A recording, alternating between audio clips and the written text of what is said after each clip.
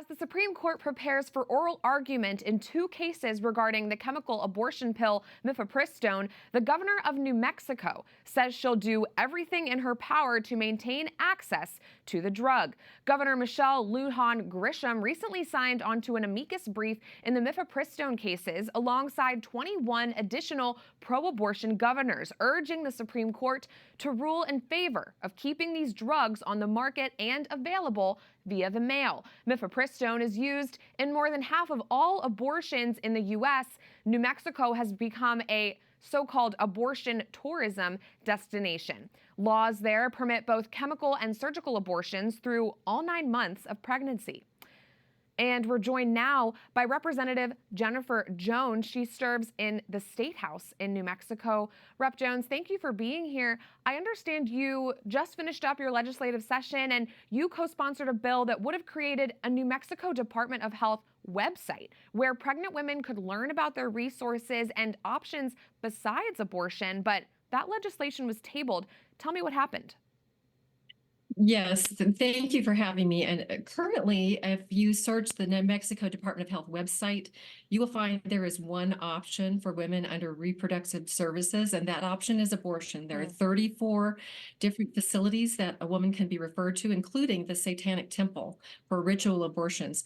I introduced a bill that would provide women with all of the options. I didn't ask to remove abortion as an option. I just simply asked to, in an effort to make sure that women had all choices, or had more choices, which they don't have now.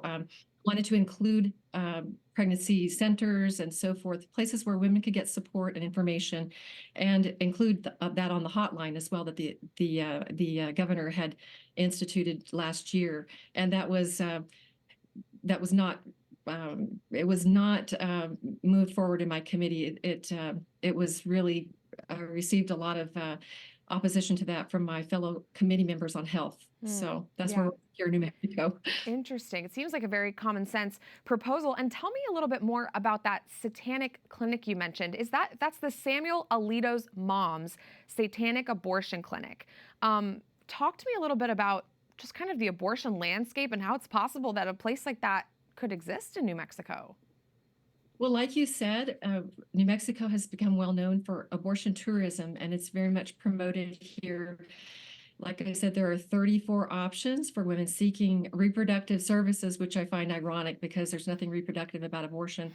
But the listing, the 34 places, are for the most part are Planned Parenthood facilities, but there is one which is TST. It is the Satanic Temple, where women can receive, as I understand it, the abortion pill, and that is involved in part of their ritual for abortions.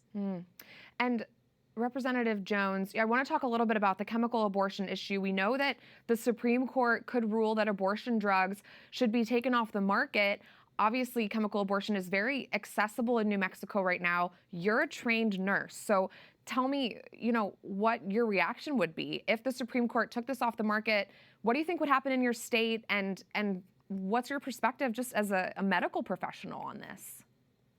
Well, as a nurse, I was just working with my introduction of HB 180. I was just working to make sure that my patients and our women of New Mexico have all the options. It's clear that our governor is in favor of the one option, abortion. I think that the most important thing about the abortion pill is that we would move back toward prior to, I believe it was 2021, when we removed all the safety restrictions from the abortion pill. Right now, what I think is being considered in court is that they keep the status quo, which does not allow for doctor visits. It allows for the abortion pill by mail. It doesn't allow for ultrasounds, which would protect women who have ectopic pregnancies from very serious complications, even death. Well, Jenifer Jones, thank you so much for joining us and for your pro-life work in the State House in New Mexico. Thank you so much for having me. Of course.